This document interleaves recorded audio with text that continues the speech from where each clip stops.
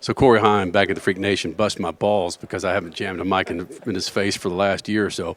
All that being said, championship, you've got it. It's clinched. But there's unfinished business for you. You're such a young age. Who's helping coaching you through all this to get to this championship and now on to 2026?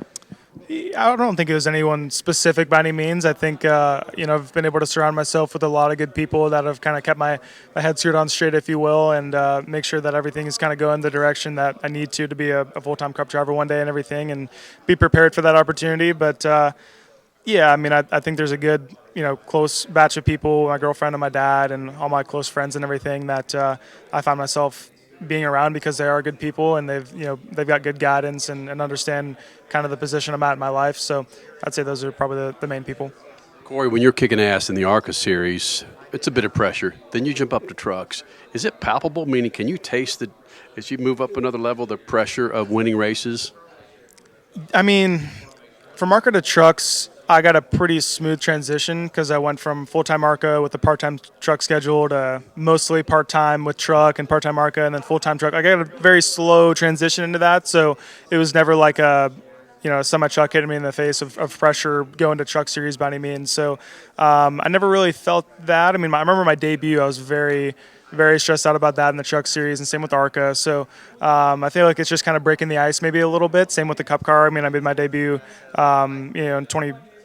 Where did I make my debut? 23 or 24. So doing that for the first time was definitely a lot of pressure. But I feel like once you break the ice and start to get used to that pressure and are able to hone it in and make it turn into success, I think that's kind of the turning point for me after a handful of races. And I feel like that's it's been pretty consistent for every series. Coming into the weekend, Denny, you, Connor, those are the three drivers that people said those are the guys that should win the championship. Oops. One out of the two did. What's your emotion on what happened with Connor and what happened with Denny not winning those championships?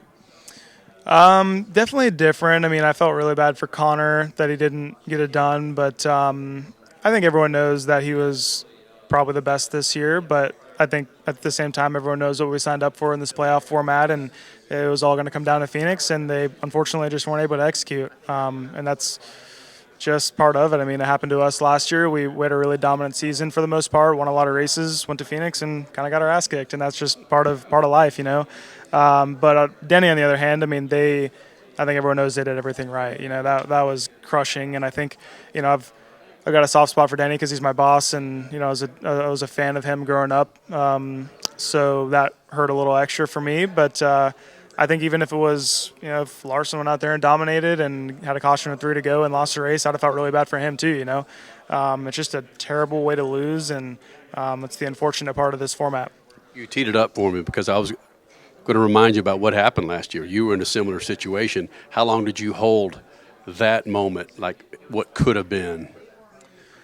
Yeah, I mean, since it was pretty evident from practice that he was probably going to dominate the race, and if it wasn't for a late race restart or a miracle, we were going to have a hard time dealing with them. So I knew from Thursday last year that we were going to have our hands full. And, as the race played out, we kept making adjustments and nothing really seemed to get us closer. So after the race, I mean, it was like, yeah, this sucks. We just got our ass kicked. But, like, at the same time, I mean, what were we going to do? We brought our best to Phoenix and we just didn't have it. So you got to move on. And it didn't really take me long to move on from it. But if something like what happened to Denny happened to me, and kind of like 2023 where we should have won and got wrecked, that really sucked. So, even though you lose and the scoreboard says the same thing, the way you lose definitely dictates a lot of the feeling and the emotion after.